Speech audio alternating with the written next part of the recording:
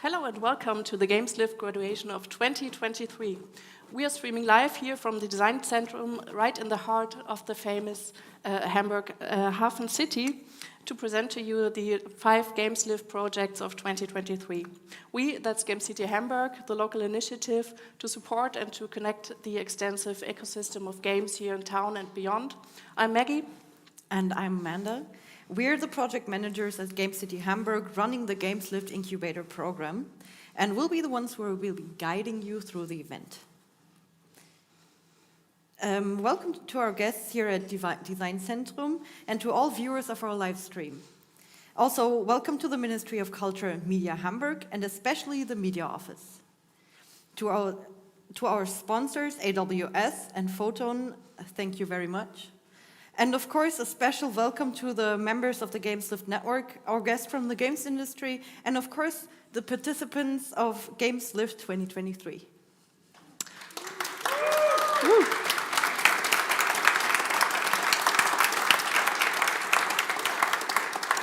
Over the past 3 months, since September actually, we had the honor of accompanying those 5 teams through the workshop phase of our incubator program. During that time, they received workshops, were hearing talks, and had mentoring sessions, all with the goal to bring their game projects to the next level. Yeah, and we are all gathered here tonight, on site and also on the live stream, of course, to celebrate those achievements that they made in the past 3 months, and yeah, to celebrate them together with the teams. So if you're watching the live stream right now, we will provide links to the team's games, website, and social media in the chat. And we'd love for you to fill the chat with live feedback and comments about the presentations as well. Before we head to the presentations, we'll give you a short recap of what happened in the past 3 months. But first, let us introduce Dennis Schoubye, head of Gamecity Hamburg, to the stage.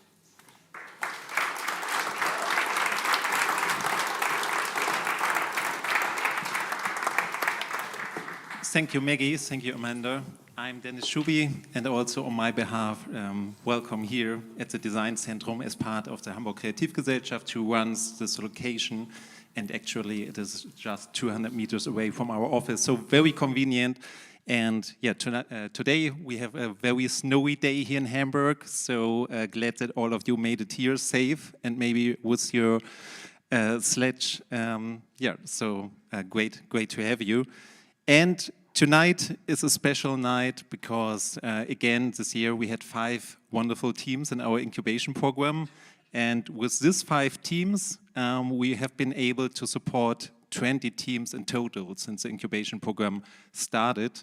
And in this year, 20 has a special meaning for us as Gamecity Hamburg because it is the 20th anniversary of Gamecity Hamburg. And this means 20 years of supporting the games industry in Hamburg. And so, yeah, this number is really close to our heart this year, and we are happy that especially you 5 teams made sum it up to 20, because this year has been a big challenge for the whole games industry. So we all know it, that it's not so easy to land a hit nowadays and also do a stable business. And so from our perspective, one thing stays true, and that's the most important part of the games industry are its people and their creativity. And so we are very thankful also to work so closely with founders and teams which are on their way up and starting their first idea. And from my perspective, it is always in the beginning of games projects, there's this one spark really when out of the ideas of creators something comes to life and somebody else understands what's the purpose of this game and why these games should be made. And all you 5 teams, you mastered it perfectly. So with first demos or also with pitch decks. And so this is really something you can build on and you will make your way. And we from side of Gamecity Hamburg, we are happy to accompany you on the next steps, also over the course of the next months. We're supporting you. And I'm looking forward for all presentations tonight and looking forward to the evening with all of you. So welcome again. And have a good evening, and back to you, Maggie.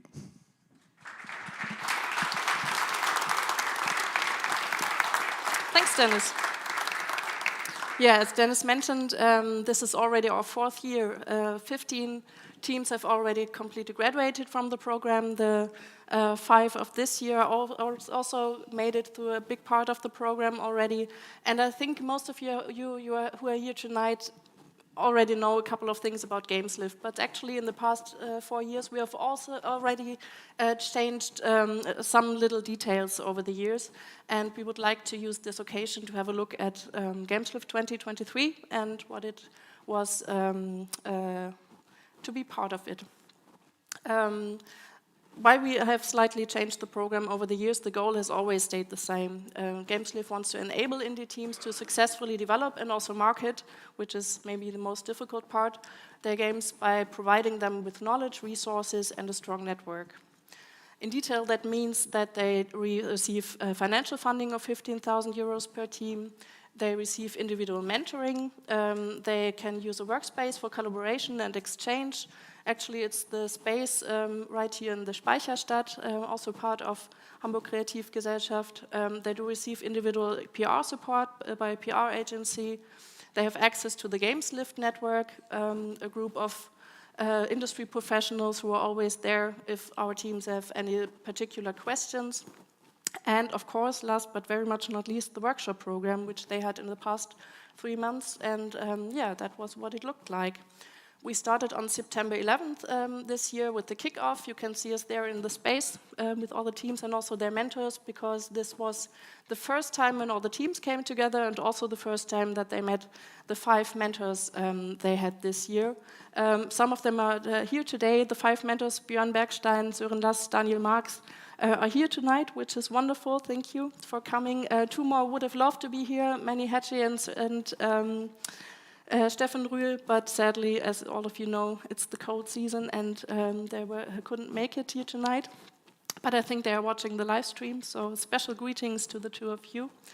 And those 5 mentors will accompany the teams, especially closed this year. So they have regular mentoring sessions where they also always talk to the teams and see what progress they made in the past weeks or months and see how they can help them on their next steps. And then there were the workshops and talks. Those are just a couple of examples. One big workshop every year is the product field workshop held by facilitator Michael Schieben.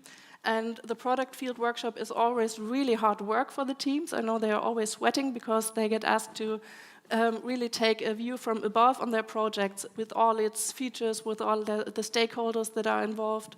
And that is a lot of work, but I think it always pays out to get a really clear view of the project and what it entails. We also had talks by Heather Chandler, who was a senior producer on Fortnite. She was, of course, talking about producing. We had several pitch trainings with Steffen Rühl, who is not only a mentor for the teams, but also the pitch trainer. If he did his work right, you will hear some excellent presentations tonight, and I know that you will. We had Kasia Curran help the teams to make a market analysis for their games. We had Simon Carlis, who many of you might know from his famous newsletter on game discoverability, who told the teams about polishing their game hook and also the 10 commandments of game discoverability. We had Chris Zukowski, game marketing specialist, help the teams to correctly message their game. And we had also, since the first year, always with us in the workshop program, Christian Rauder, who helps the teams on the legal perspective on founding a company and, of course, running a games company. This was just a small fracture of the workshops they had. In total, there were 15. And because we cannot cover all the topics that are important to our teams, we have this more than 30 members of the Games Lift network. I know also a couple of them are here tonight, which is also wonderful to see you in person. And the Games Lift network is a group of around 30 industry professionals with very broad expertise on every field on game development and game business. And the teams can always go to them and ask them concrete questions, advice, or maybe ask for a connection. Yeah, that's what happened in the past 3 months, but what's next now? Because after today, the program will not be over for the 5 teams. Over the next 9 months, they will still receive mentoring from the 5 mentors. They will receive PR support from the named PR agency. We will have more playtesting sessions. That's the part I'm personally looking forward to the most. And of course, the meetups, both with this year's teams and also with the alumni, which are always great occasions. That's a very quick review of the past 3 months and outlook into the next months, but I know you came for a reason here because you wanted to hear the presentations of the teams, and so let's get to that now.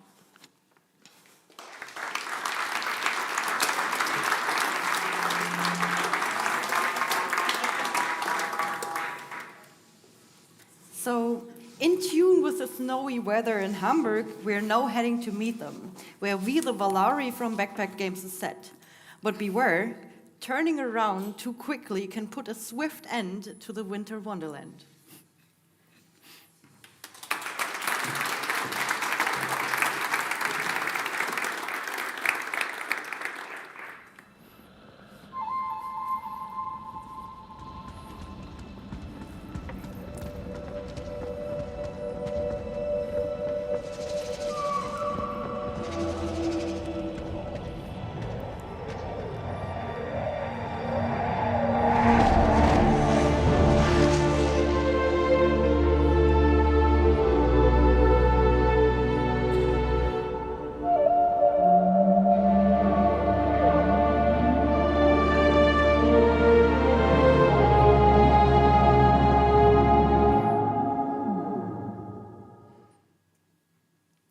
Welcome to the world of Midham. Welcome to the world of Midham, where the tribe of nature-bonded Valarii kin is fighting against a spreading infestation that has befallen the once flourishing flora of their homeworld. Join them on a spinning pilgrimage down a mountain and help them to restore the once very beautiful nature of their environment. Your main tool in helping them will be your green thumb. Use it to spin your controller stick and create winds around your character. Spinning clockwise will increase those winds. Spinning counterclockwise will decrease them and thus make the winds less stronger. Those winds are very powerful though, and if you use them correctly and blow them in short bursts, you can use them to get rid of the corruption and make place for nature again. But beware, those winds are a fast ally, and if they are too fast, you might overshoot your goal. It might be great to have a high speed when surfing down a mountain slope, but at other times, when you're spinning way too fast, you might be going over the edge. But don't worry, The whales of Midham are there for you to rescue you. You might think this sounds like a really big task for one player alone. Don't worry, We the Valarii is a cooperative adventure. Just invite your friend or partner and combine the strength of your twins. This will make them even more powerful, and you can use them to get rid of more of the corruption at once. Staying close together provides certain advantages, just like the bigger wins, but it enables you to also use our follow mechanic. While using the follow mechanic, you can just focus on controlling the winds, blowing away the corruption, while your partner is controlling all the movement.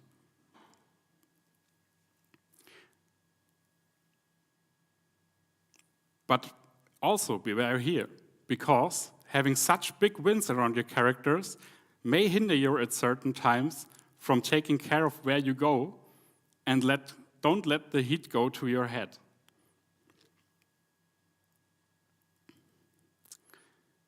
Throughout We the Valarii, you will progress in a couple of manners. First, you will discover new abilities for you Valarii to use, such as using their wings to glide through the sky as shown in the artwork. But you will also face ancient machines who you will free from their sorrows.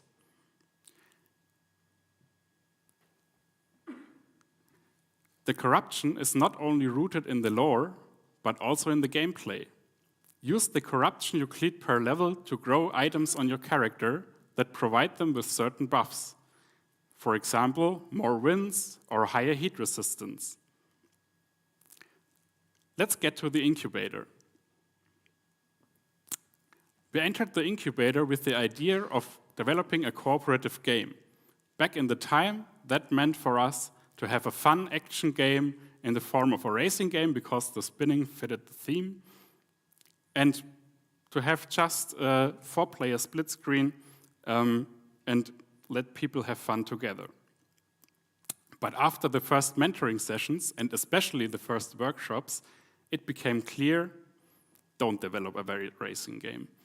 Racing is not a very thankful genre for indie developers, but we had a lot of cooperative features in there that were really great and that were fun and were there to be developed into something great. So just take the co-op adventure aspects and make something with that. For us, that ultimately led to the decision to set the foundation for We the Valarii as a 2-player cooperative game, as an adventure that you can experience together, as opposed to the 4-player action racing game that we entered the incubator with. But that was just the beginning of our journey. Our journey ahead will include to find further funds for the game in the form of applying for the next prototype funding round by Gamecity, taking the next step in the great opportunities that the Gamecity provides for indie developers in Hamburg. Also, we want to develop a marketable prototype, in best case with the prototype funding, in the form of a vertical slice, to show what We the Valarii is all about. A first playable is already taking shape, and we want to take this and our prototype later to exhibitions, showcases, hand it in for awards to grow our community, to secure further funds, and ultimately to go on scouting for a publisher that makes our project shine in the international market. Thank you, Gamecity, for including us in this great program, and also thank you to all the team for already working so hard on the project, especially our freelancers who feel more than part of the team than externals, to be honest. Dorian, who is here today, making great music for us. Soren, who I don't see right now, who is doing great world building and concept art for us. And Fabian, who is hopefully watching the live stream and doing great sound design for our game already. Follow us on social media. If you're watching the live stream, just scan the QR code, which will take you to our link tree. Join our Discord. You will get frequent updates on there on what is going on in We the Valarii and Bagpack games in general. Follow us on X, Twitter, or Instagram. And yeah, last but not least, thank you again to Gamecity for giving us the opportunity to start the project.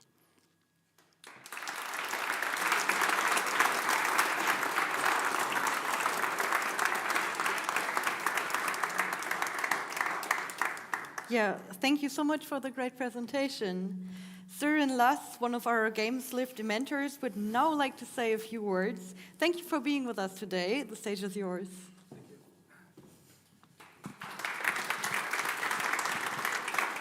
Okay, thank you for a great presentation.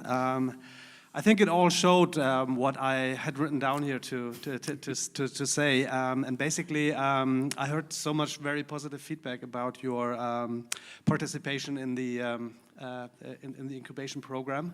I mean, you have a game which has basically all the ingredients that a great game needs. You have a very intriguing universe. You have great graphics. You have a very special feature, but it's about packaging these things together, and I think that's what you've really been very open to. We've been working with the mentors on that, and I mean, repositioning your game from a racing game to a mysterious adventure is a challenging task, but I think it all makes sense, and I'm sure that on your way in finding a publisher, it will absolutely help you. What I think also one of the strengths, which you didn't mention, is that, I mean, you're not a new team, you're an experienced team, and you know, you already received awards back in 2018 from your first game,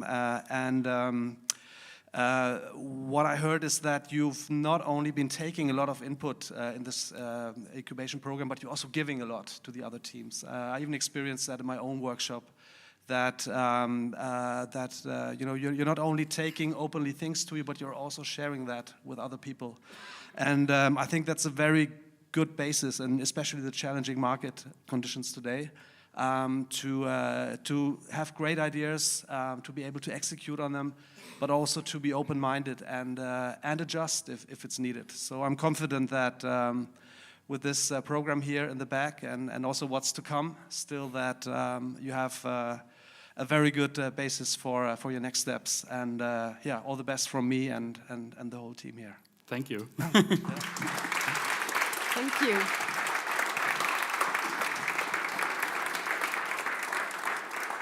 So before I let you off the hook, I was allowed to ask 2 questions. The first one is, you said you switched your game genre. Can you tell us more of the process of going from racing to adventure? Yeah, so as I already mentioned in the presentation, like we had this idea in mind from having a nice cooperative game that maybe friends come together and they play on the couch and like they have this really fun evening. They can join in. We have quick sessions, so to say, of play sessions. They can go for higher best times and compete with each other. But then we realized that the world like we created with Midham and all the characters, and that even the mechanic, it doesn't really make up for like this fun action, chaotic, most of the time chaotic experience. So then we sat down and said, okay, this is not like what the game tells us where we should go. Our world is made for like this mysterious, having this mysterious atmosphere. Like even the great music by Dorian supports that we have this like really cool atmosphere. I hope you got that from the short teaser, which is even more like fitting for an adventure game than for a racing game. And then the other thing is that we face so many technical difficulties because of the 4-player thing. So we said, okay, 2-player will work much, much better. And that's another thing that's playing much more into the adventure genre, like It Takes Two or something like that. So yeah, that's all factors that influence that decision to go back to the adventure thing. Yeah. So you mentioned the world of Midham and all your characters. How did you start your world building for the game? Where did you get your ideas? We need the microphone. So Thomas can say a few words too. Yeah, I hope I can answer that. I think that all started 5 years ago at our master studies with a different game called Out of Place. And for that we did lots of brainstorming and I remember Markus writing some short stories for that game that we used as world building. And from that, we loved our lore that we developed so much that we wanted to explore this further in We the Valarii. And regarding design choices, I think it's a lot of collaboration with other people, like sound design, concept art, and even like just being here, talking with people, and then we test those ideas against our design guidelines. So that's how we design, basically. Thank you so much. So now you can all go and enjoy the evening, enjoy the presentations that are coming up. Thank you.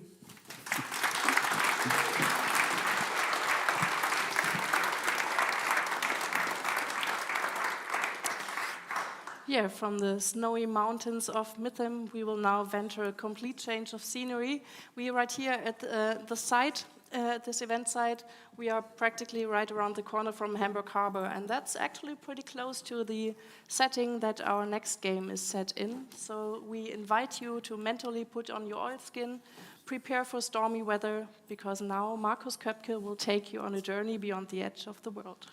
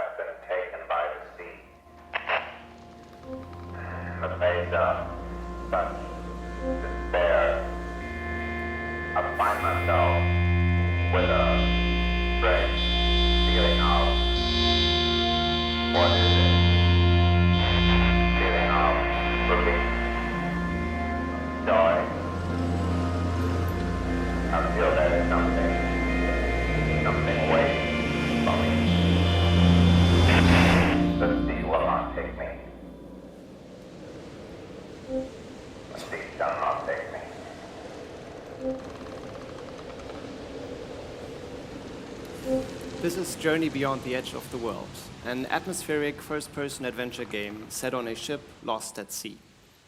Through exploration and by solving puzzles, players unfold a mysterious and a surreal story, a story told in a unique way through narrated ambient music.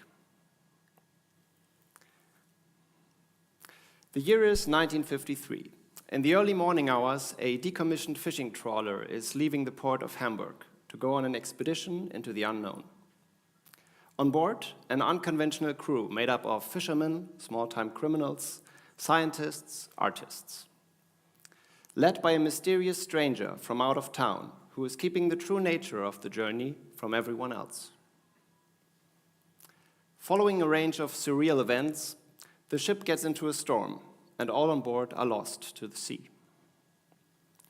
All but one, the unnamed fisherman who is unwillingly taking on a journey to uncover the true nature behind the trip and into his own troubled mind.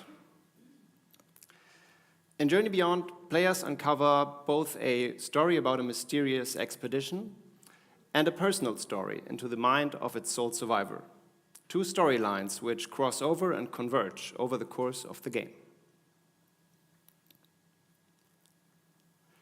In the game, players can freely explore a vast and highly interactive ship, uncovering hidden areas, secrets, and story fragments along the way.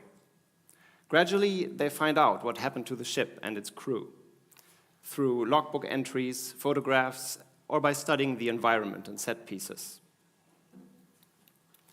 In keeping with classic adventure games, in Journey Beyond, it is all about finding the right item for the right purpose. Puzzles have multiple stages and require creative thinking and taking the environment into account. Solving a puzzle advances the main story, both on an audible as well as on a visual level. Rewarding the player with a music track, which is narrated with a radio message from the unnamed fisherman. The music track tells the next part of the fisherman's story, and the game world reflects the events depicted in the music. The game's visuals capture the retro charms from the PlayStation 2 era with low-poly models and a pixelated style. This is combined with a realistic and captivating water and weather simulation. as well as atmospheric volumetric lighting and fog, and complex visual effects, creating a truly unique visual language for the game. Journey Beyond makes use of advanced audio technology with realistic spatial adaptive audio. Every sound in the game has a distinct location in 3D space. This is used both for enhanced immersion and as a gameplay mechanic. By activating a dedicated focus mode, all environmental sounds like waves and winds are toned down, allowing the player to focus on a specific sound and locating it.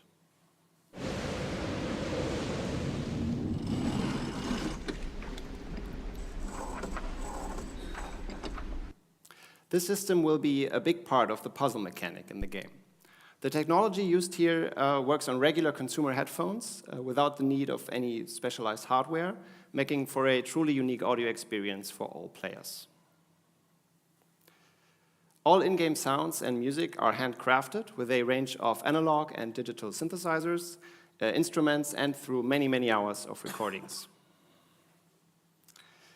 By now you might be wondering who I am and why I'm making this game. When I was a kid, I spent most of my summer holidays and weekends on my parents' sailboat. On our sometimes week-long journeys across the Baltic Sea, I would imagine myself being a great explorer, traveling to unknown parts of the world. Basically, nothing was more exciting to me than plotting an imaginary course on a nautical chart that I couldn't even really understand. You could say I was obsessed with ships and with the ocean, and whenever I got asked, what do you want to be when you grow up, I would simply say, I want to be a sailor. I did not become a sailor, as you might imagine, but I did find a way to continue making up stories and imagining worlds. My name is Markus Koepke. I am a cinematographer and post-production generalist with over a decade of experience working in the advertising industry. I also make electronic music, mostly experimenting with modular and semi-modular synthesizers. And about 4 years ago, I discovered game development as sort of the missing piece in my creative circle. When I got accepted into the incubator, this project was in a very different place. I had already worked on a version of this game on and off for several months, mostly just trying things out in terms of visuals and technology, in a test scene that I had set up. The broad strokes were there, but there was a lot missing to make up for an actual game. I had a lot of ideas for the story and for the mechanics, but no real concept on how all of it would fit together. My initial plan had been to release a demo by the end of this year, but early into the program I realized I needed to take another approach. This realization came through the many talks I had with my mentors, during the workshops, and with my fellow teams from the program. I decided instead to focus on doing research and fleshing out the story and mechanics of the game, instead of getting lost in development and figuring things out as I went along. When I felt confident I was heading into the right direction, I started working on a new ship model and basically setting the whole game up from scratch. With most of the game's core concepts now fleshed out and all of the major systems in place, I feel like I am ready for full-on production starting early next year, with a plan to release a first public demo in the early second quarter, and at the same time starting to talk to publishers.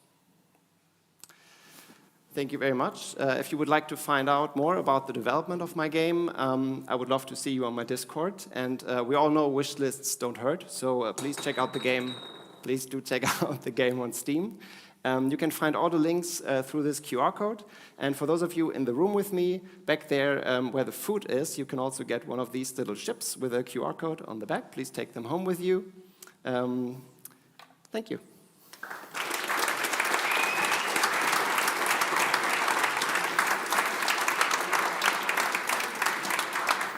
Wonderful presentation. Thank you very much, Markus, and of course for you as well, one of your mentors. Wanted to say a couple of words. He couldn't be here today, but of course he used the chance to send a video message to you, which we will see on screen now. A lost ship, beautiful waves, and music that sets a counterpart to the visuals. An atmosphere that oozes loneliness, mystery, and exploration. a pixelated look that is modern and intriguing. This was my first impression of Journey Beyond the Edge of the World by Markus Koepke. 20 years ago, I had some really confusing dreams at night and asked my meditation teacher about them. And he replied that every single thing in a dream is you. Markus, with his love for music, boats and stories, has strong motivations to tell his story with excitement and passion. This is the basis for his fantastic creative output. During the pitching workshop, you mentioned that you had photographs from your childhood where you were on boats traveling, hunched over navigation charts, and you asked if you should include them because you were not sure if it's a good idea. Everyone in the workshop encouraged you to include these pictures into your presentation, and wow, what an impact they made. Many people can tell a story like yours. Not a single person in the world is able to tell it like you do. What players want is your story, your childhood memories. What you can offer is you on a deeply personal level. Your music, your aesthetic, your love and attention to details. In your target market, no one can resist your personal story. You can offer something truly unique because you are unique. Like the dreams I mentioned, you are your game. No one can tell the story, the memories, the joys and fears the same way as you do. So I'd like to encourage you, never forget to include your childhood memories. Use them to blow players away with Journey Beyond the Edge of the World.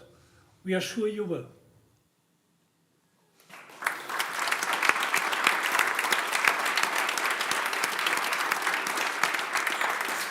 Thank you so much to Steffen, Rühl. Thank you.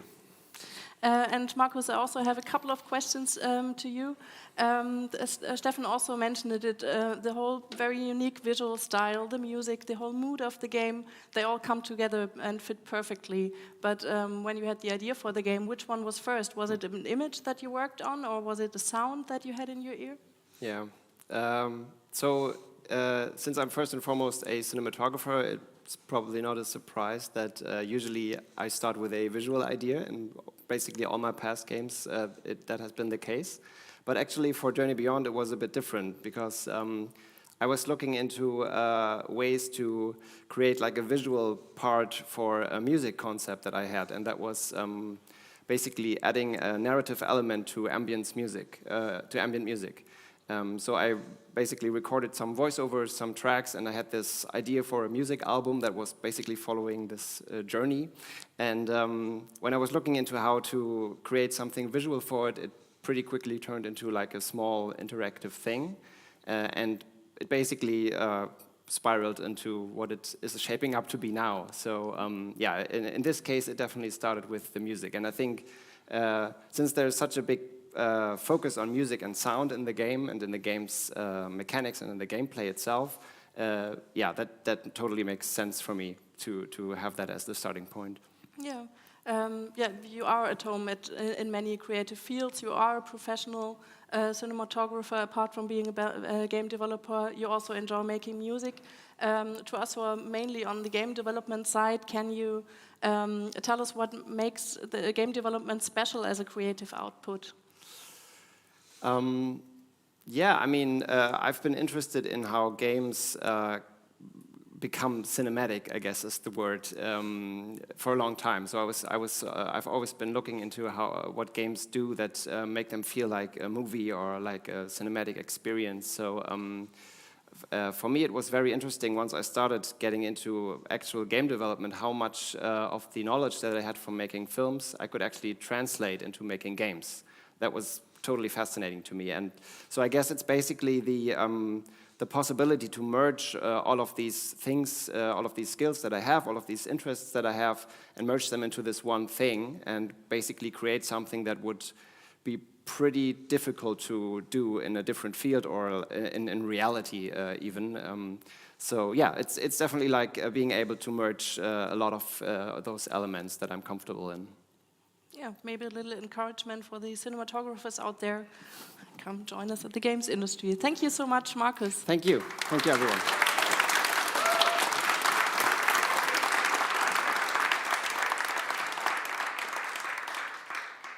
So, from Lost at Sea, we now come to Lost on Islands. However, Map, a game about maps, is all about regaining your orientation and mapping your surroundings. Pipapo Games now shows you what your journey to unknown islands could look like.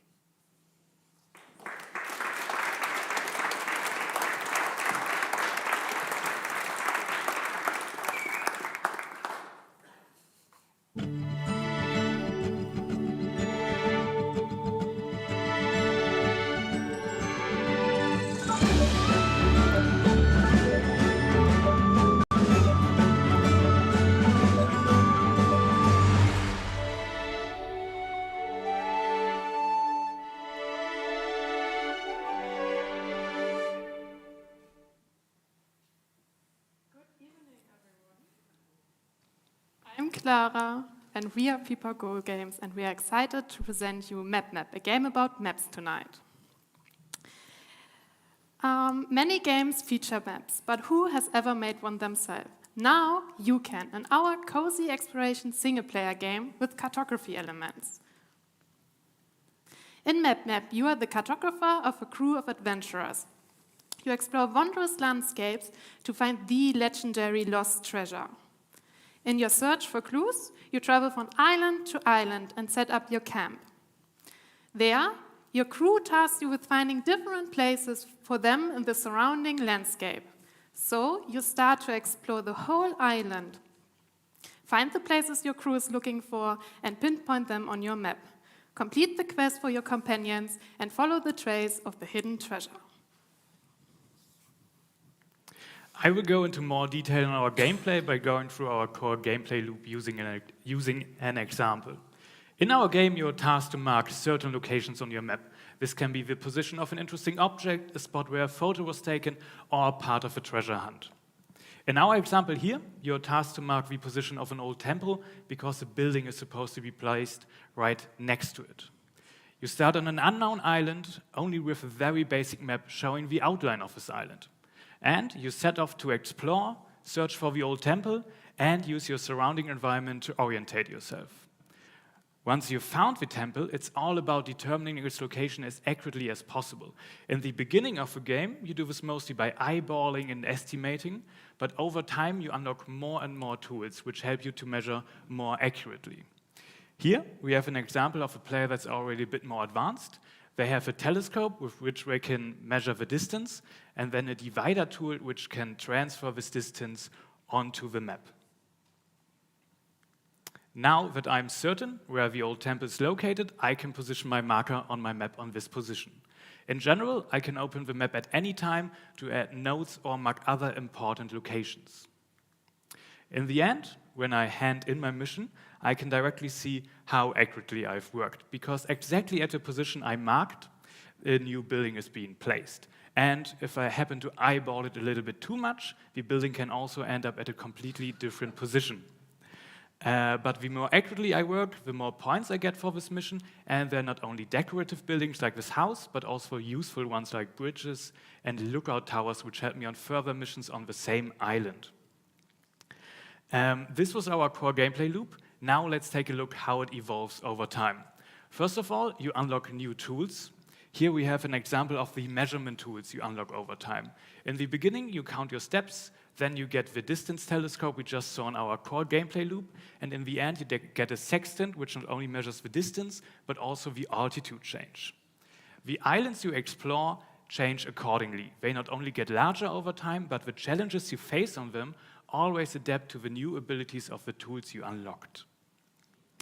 Let's summarize what makes our game so special. First of all, in the center is our unique cartography mechanic, because in our game you don't just follow a map, but you make it yourself. Then we also allow the player to see the world with their own eyes, because you don't follow one quest marker after the other, but you have to actively engage with your surrounding environment. And last but not least, the player has a direct impact on the game environment. Because we saw for placing down a marker, I don't just get a score, but a new building is permanently placed at this location. This makes MapMap a cozy exploration game with cartography elements. We mainly target cozy gamers, but we also target toward map fans, which makes us a great blend between GeoGuessr and a short hike. We have an estimated playtime of 4 to 5 hours, and we will be releasing first on Steam and then on the current Nintendo console. We had a very great time at the Games Lift Incubator and would like to thank the whole Gamecity team for this opportunity. During our time there, we reached some important milestones. First of all, we performed an in-depth market analysis and determined the market potential of our game. Second, we created a first playable, which we then tested at the playtesting sessions of the incubator to collect very helpful feedback. We also gained a lot of valuable knowledge during our time in the incubator.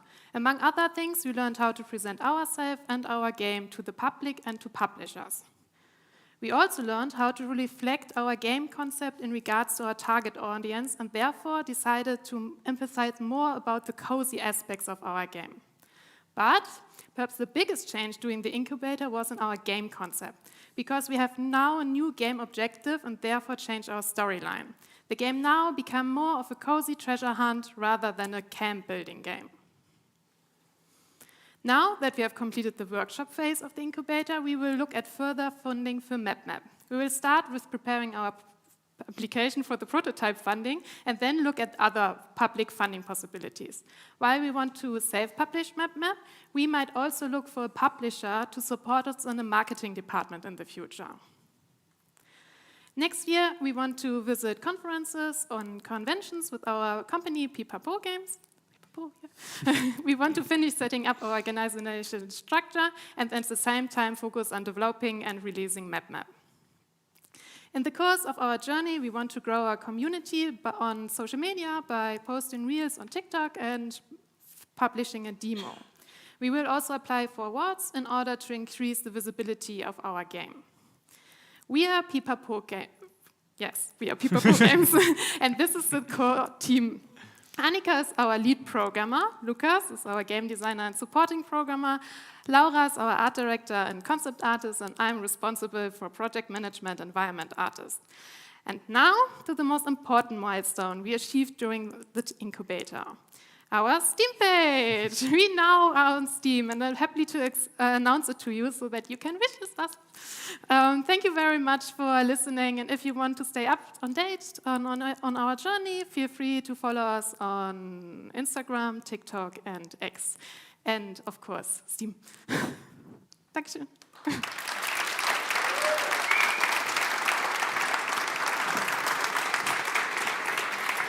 Achtung.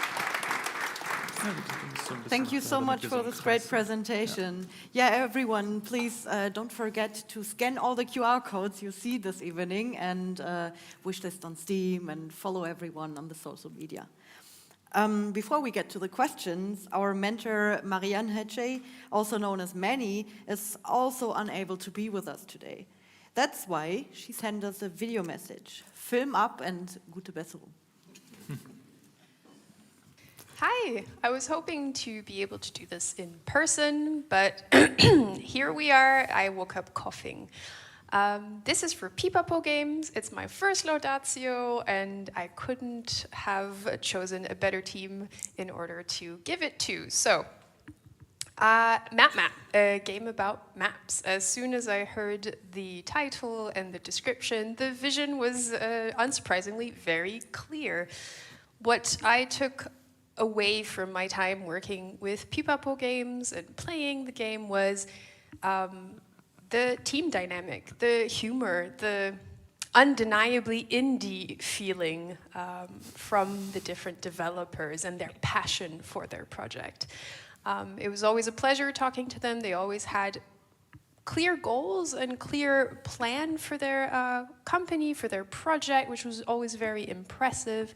They're not afraid to get their elbows greasy, as they say. I think that's a saying, and put in the work time and effort into their projects, and also listening to feedback. So there's been definitely very good progression and progress done throughout the Game Lift Incubator so far, and I have very high hopes for the team and the game. When I tested it at the last session, I didn't have a lot of feedback for the game, unfortunately. I think it was along the lines of just keep doing what you're doing, and that hasn't changed. I mean, there's going to be bumps in the road. Self-publishing is going to be a challenge, but I have faith and all the confidence that this team is going to succeed. And to Annika, Lukas, Laura, Clara, don't lose the humor, don't lose the quirkiness. It's amazing what you have, and I wish you all the best beyond this graduation. Thank you.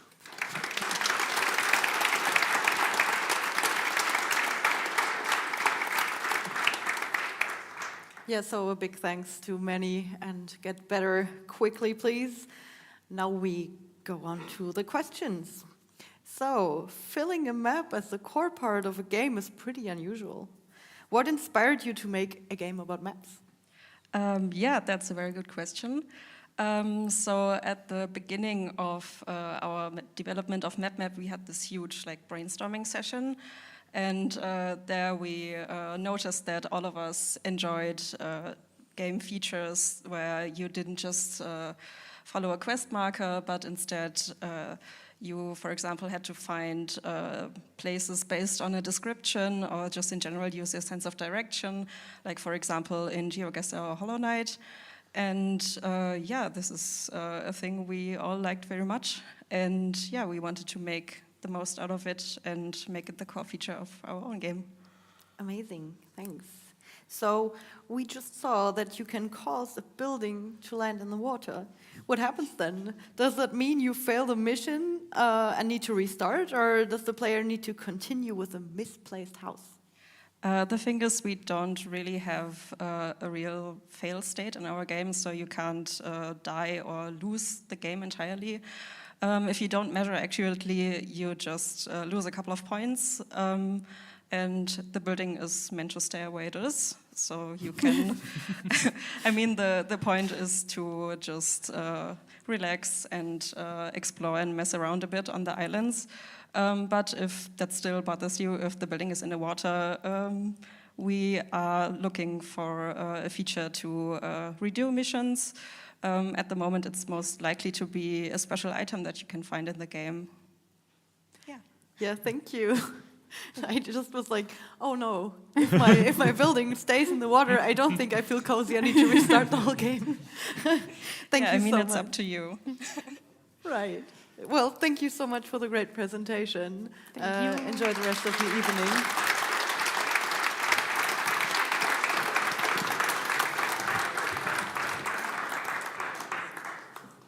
Yeah, in the past 4 years, we have met many different characters as Games Lift participants, and our next solo dev actually is certainly one of the most experienced game developers that we had in the program, one of the most prudent and well organized, and so it's a little bit funny that his game is actually called Chaos Royale. But here to present his a little bit crazy maybe, but very well thought through project is Ninat.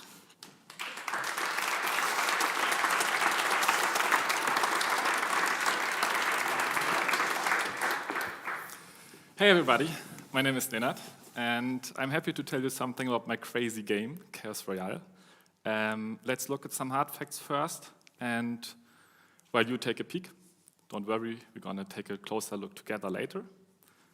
Chaos Royale is a top-down action shooter with mainly free-for-all competitive multiplayer gameplay. Meaning, either you win by being the last person standing, or you die by dying. Heavily inspired by Bullet Heaven games, the shooting is done completely autonomously, and the only active action the player can make is moving one's character. Therefore, the focus is on dodging and positioning. But not only simplistic in its controls, Chaos Royale actively aims to appeal to a more casual audience with its gameplay and art style, as you may notice.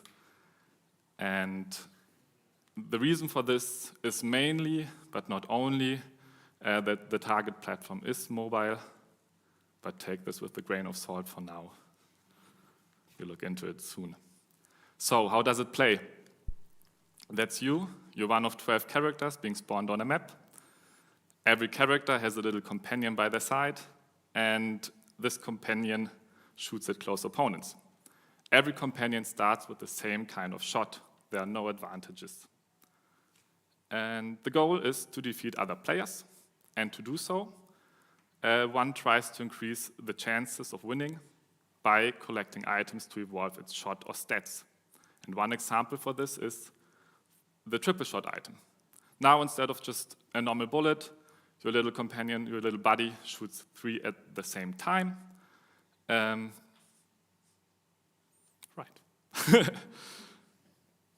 Tripling of firepower, yeah.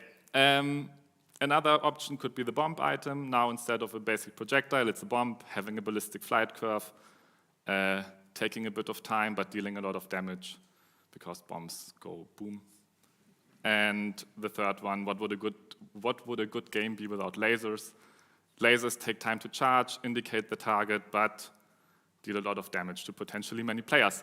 And these can be combined with a lot of other items, and the order is completely irrelevant. So a laser item to the triple shot item, 3 lasers to the front, a fire item to the bomb item.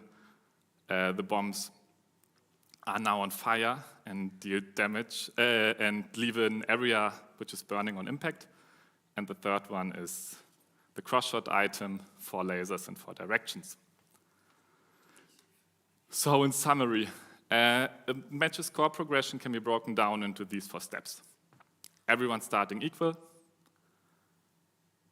evolving their companions and playstyles by combining various different items, and finally competing with other players to come out on top and be the very best, maybe like no one ever was.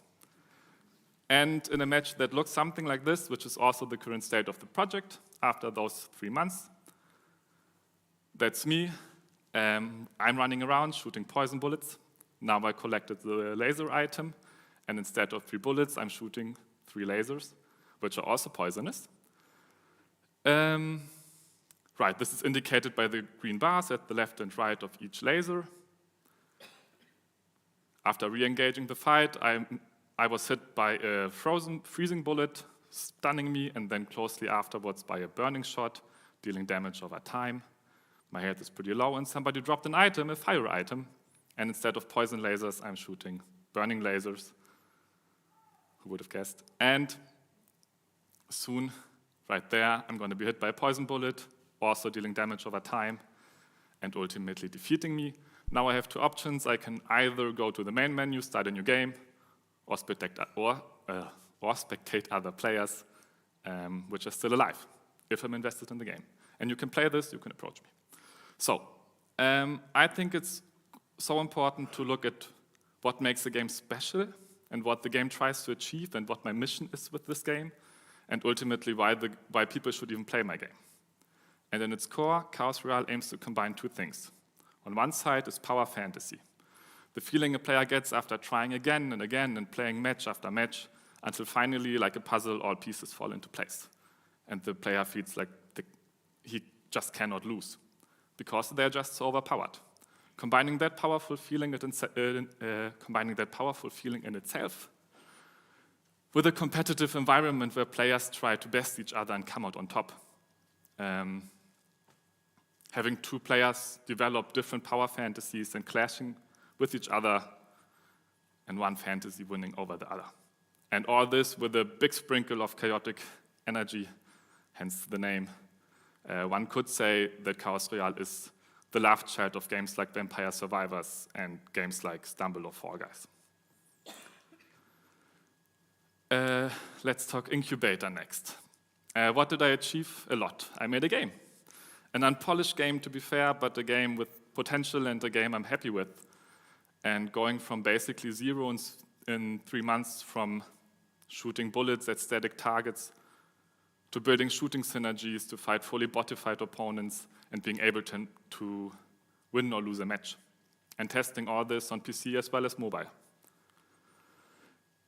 From an art perspective, and thanks to the incubator funding, I was able to hire great freelance artists, developing fully animated characters and concepts, and also, while still work in progress, the visual effects for the stars of the show, the projectiles, and all this in a very maintainable, future-proof way. Right. But for me personally, the incubator was so much more than the progress on my project. More than an incubator, I like to feel about it as an accelerator maybe, because by challenging myself and my project again and again and again, I was able to make learnings in 3 months I would have needed a lot longer on my own, especially so early after going self-employed, talking week after week about my game. I think I was pretty good in nailing the game's essence, although not so much changed. And although I'm pretty comfortable with hands-on production and what it takes to make a game and finishing a game, learning about product development with Michael Schieben, for example, was great. Developing another point of view and seeing one's project in a bigger picture, but not just in a personal one. And learning about pitching with Steffen Rühl. Right. And of course, having experts share first-hand knowledge about the market I was targeting, learning that mobile maybe even got harder. In the last few years, I didn't work on any mobile games.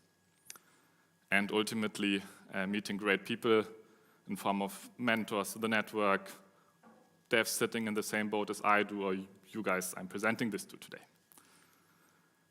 So what's coming up next? First of all, playtesting and balancing, because I think feature-wise, I have everything I need to make a game which is fun and engaging, and is able to share the game's vision, I think. But I'm not there quite yet, but I aim to have something I'm happy with for the end of the year. And with this playable in hand, I want to approach mobile publishers and test those cold, merciless waters. And after finding one, it's finally time to profit. Nah, jokes aside, that would be great. But I'm eager to hear what feedback awaits me, and maybe if sparking an interest with a publisher, it's time to getting some early KPIs, finishing the development of the game, but while fishing for the publisher. And opposite to my initial plans, maybe, I want to see what opportunities lie there for Chaos Royale to be developed for PC and consoles. An environment I'm pretty comfortable with, but an environment which sets like new and different challenges for me and for my game Chaos Royale. Thanks for listening. I'll be around, feel free to approach me. I don't have any socials for the game, but you can add me on LinkedIn if you want to get in touch.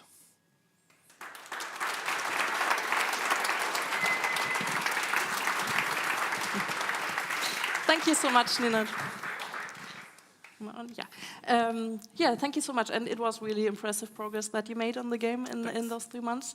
And I think someone else would say that to you as well. One of your mentors is here tonight. We are very happy to have him on the Games Lift Incubator Program for years now. Here tonight with us is Björn Bergstein.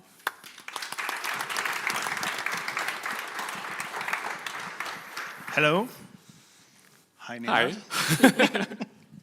So, from my perspective, successful games need 5 things.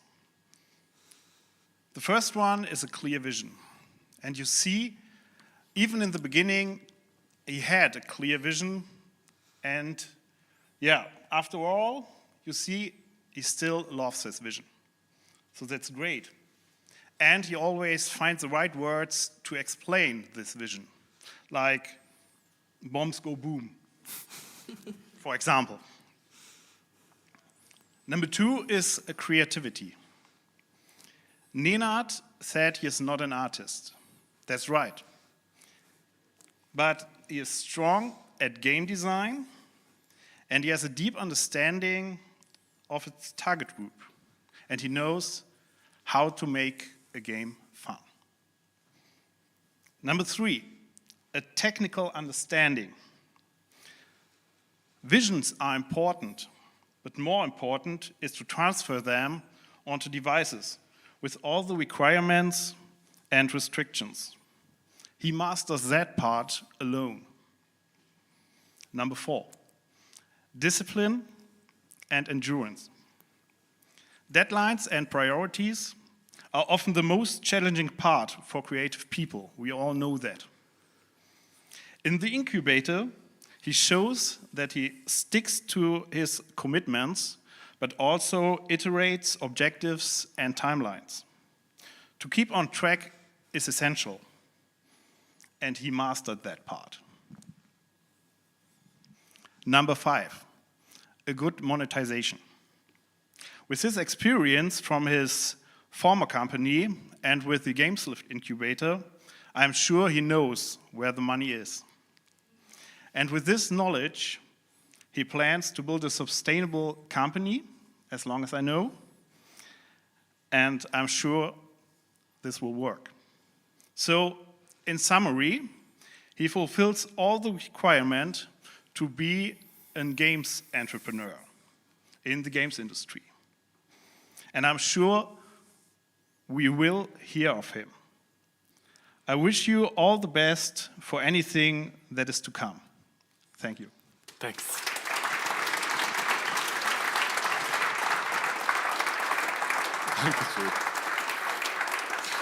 Thanks so much to Björn. Nenad, I have a couple of questions to you as well, of course. We know that Chaos Royale is a multiplayer game, and I think you once mentioned that with your company, Monodot, you're also planning on maybe developing further multiplayer games in the future. So what is it? What's so exciting for you in making multiplayer games? I mean, first of all, it's fun. It's the kind of game I like to play, be it League of Legends or Rocket League. I was pretty good at Rocket League. And also, I think Photon is just right at the corner, so it makes sense for develop games in Hamburg, although the industry is like worldwide. And I think it is possible to make a sustainable company with this, because multiplayer games and live service games go hand in hand, and that's what I want to achieve, a game which is not just bring it out and then top or flop, but rather something I can work on and keep going for years maybe with a fun game I make. Yeah, you put a lot of emphasis on not only this first game that you are developing with your company, but in building up a sustainable company over the years. Can you tell us a little bit more about your goals for this company? What's your inspirement for this company? For me, sustainability is everything.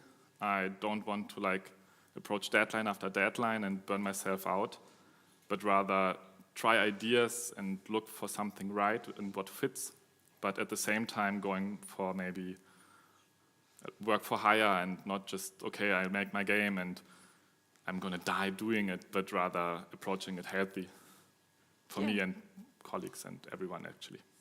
Yeah, we're happy to be a little bit with you on the way in the coming years, actually. Thank you very much for your presentation.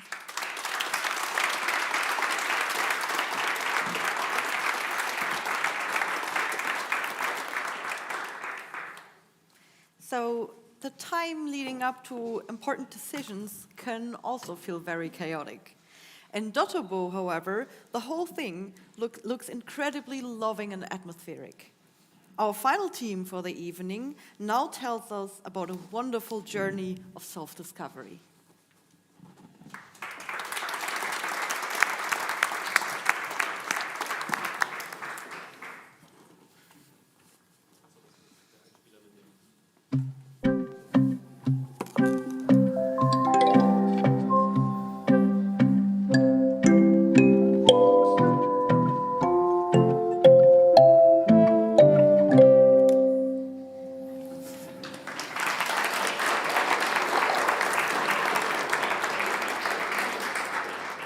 Yeah, hello everyone. We are the team behind Dottobeau, a cozy coming-of-age point-and-click adventure about two friends trying to find their place in the universe.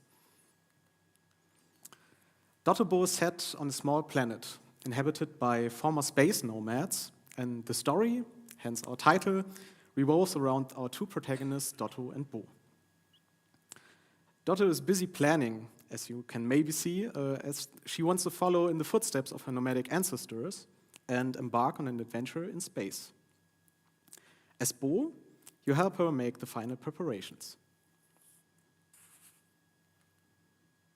Of course, Bo wants to help her, but he also doesn't really want Dotto to leave. And as Bo works through her to-do list and explores their home planet, this inner conflict turns into the question, well, what about me actually? Do I want to stay in this community or go off on my own adventure? Maybe even chase after Dotto? So what does the gameplay of Dottobeau look like? On the one hand, Dottobeau features classical point-and-click puzzle solving, which is connected to finishing Dotto's to-do list. On the other hand, while exploring the world, Bo might end up in dialogues with other villagers where he's confronted with personal matters and difficult decisions that can affect Bo's relationship with these people. In this case, with the help of his kalimba, Bo has to empathize with the person's emotions where words cannot help. So throughout the game, you can write short songs you craft with little points of inspiration that you find when investigating items or talking to people. The color of the inspiration vaguely suggests how the song used and for might sound like. So play around with different combinations of inspiration and use your emotional intelligence and your ears when deciding which song might fit for each villager's problem. In that way, you can influence Bo's final decision if he stays at home or leaves just like Dotto by either strengthening the bond with his community or saying his final goodbyes. So now a bit more about our progress throughout the incubator. At the beginning of the incubator, we were at a similar crossroad to Bo, where we didn't know which way to go. We had, our heads were full of ideas and images. But the mentor input and feedback from the other teams helped us define our main mechanics and narrow down the scope of our game. We decided to create a story and address a topic that is tangible and familiar to everyone to find what makes you who you are and where your place is in the world. And so we started developing a first, in itself complete section, which can then be continued. The workshops helped us to recognize our strengths and weaknesses as a team and enable us to improve our project management and prioritize our task planning. And we also decided to switch engines from Visionaire Studio, which we started with, to the Godot engine, which fulfilled more of our requirements. Our game is pretty illustration and music heavy. And yeah, so we set up a working environment that was more tailored to our project. We are now working on the first part of the game, which is intended as an introduction for the player. And we created a paper prototype for that. We presented at a playtesting session to test the fun factor and the function of the mechanics. And by now, we have also implemented the basic functionalities of our game in the new Godot engine, such as in opening the inventory, walking around, interacting, which creates the foundation for further development.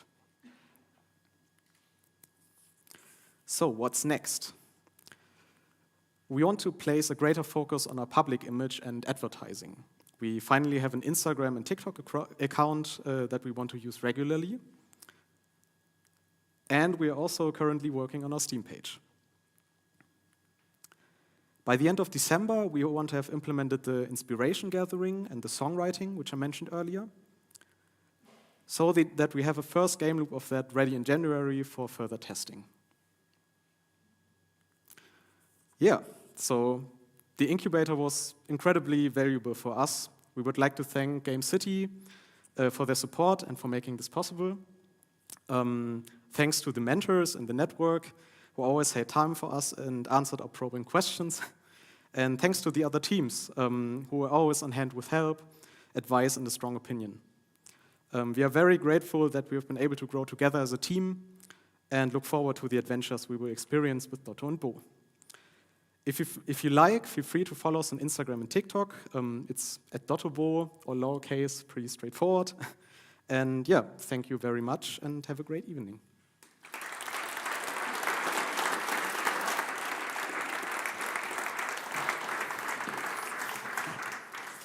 Thank you so much. Of course, our fifth mentor would also like to say a few words about Dottobeau and Team Dottobeau.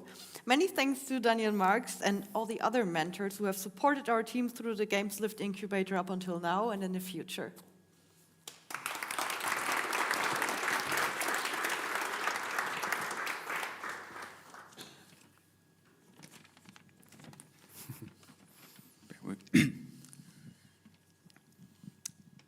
How do you find inspiration?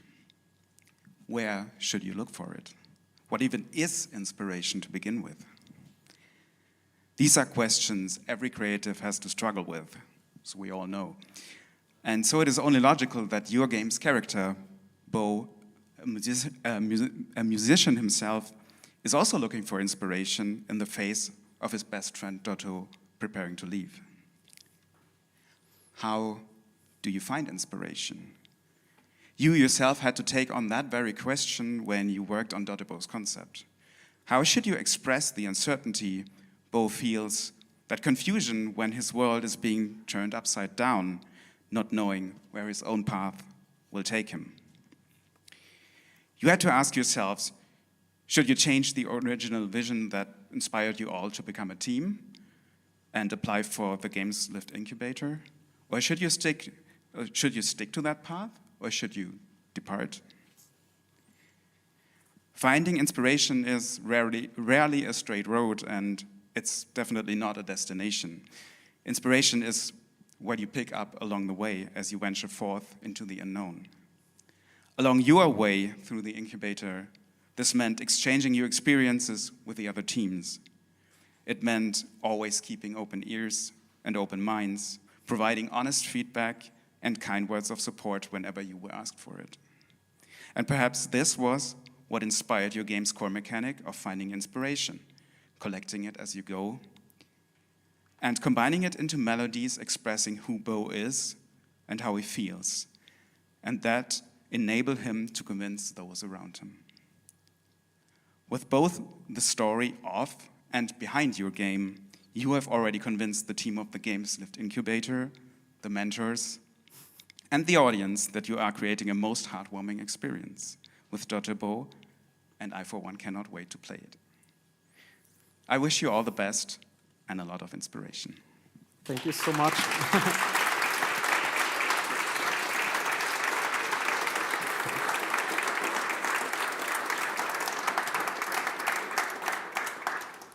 Thank you so much, Daniel. You asked the right questions. Like, my question is pretty a similar take. So I wanted to ask, how did you get the idea and where did you find your team members? Yeah, maybe you should answer that. Yes, I originally started with illustrations, and I always struggled to bring my illustrations into games. And I took a class at the Hachey, took game design with Mareike Ottrand. I hope she's watching. And yeah, I was really unsure of how to bring this game to life, and she really encouraged me, and she was very supportive. She really believed in what I was doing, and she told me to look for people at the Hachey Game Jam, which I did, and then I found my team. We're actually 4 people. There's 2 missing, sadly, that are home with COVID, but so it's just the 2 of us. They're also watching, yeah. Yeah, so that's how I found them. I did a horrible pitch, so I hope this was better than what I showed these people, but they really liked what I showed them, and we kind of just went with what I had there.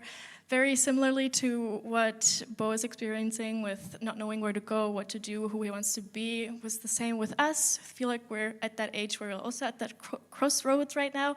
So yeah, hoping that this mirrors what we're experiencing in our own lives personally. Yeah. Thank you so much. I'm pretty sure it will. My second question is like, I love the idea of influencing Bo's choice to stay or leave on the home planet.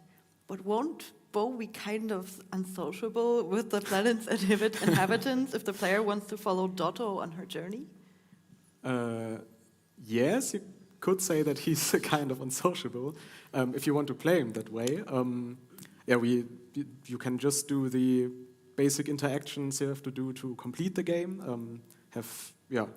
Just a bare minimum. And but we also, when Bo wants to leave the planet, that doesn't have to mean for Bo that he doesn't get along with the other people on the planet. But rather, we actually want to give you the option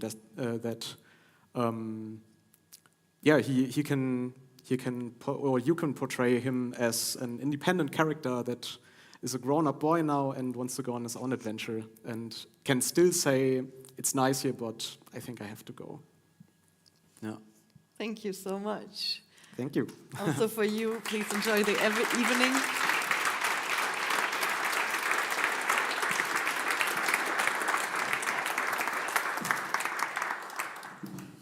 Thank you so much also from my side to Team Dottobeau for such an atmospheric closure of the presentations for tonight. Because now we've seen all 5 projects of the Games Lift Incubator 2023, and I think those presentations really have like a teaser-like quality. Now that we've got a glimpse of what those games are all about, Daniel said it, we can't wait to see more, of course. And while this evening marks the end of the workshop phase of the incubator program, it certainly is not the end of the incubator.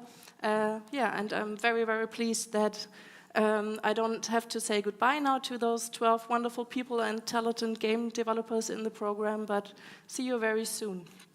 It was a pleasure working with you over the past months. Very much looking forward to continuing this in the future. And to all of you, thank you so much for all the commitment and the dedication you brought into the program.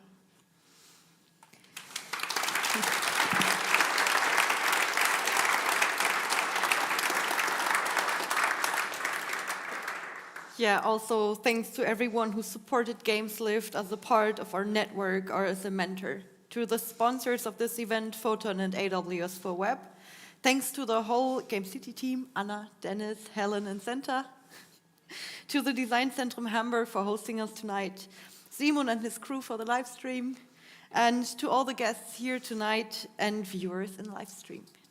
To all of you, please reach out to the 5 teams. I know they are very happy to answer any questions you might have, to receive any feedback you might have. If you're on the live stream, you will see all the links in the chat to get in touch with the teams.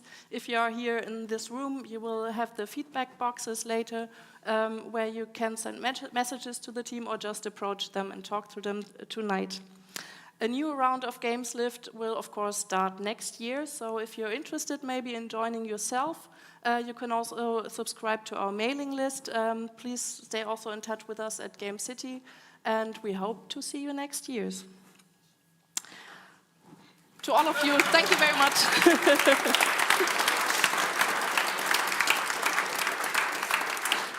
Thank you very much for watching tonight, for being with you tonight, and have a great evening.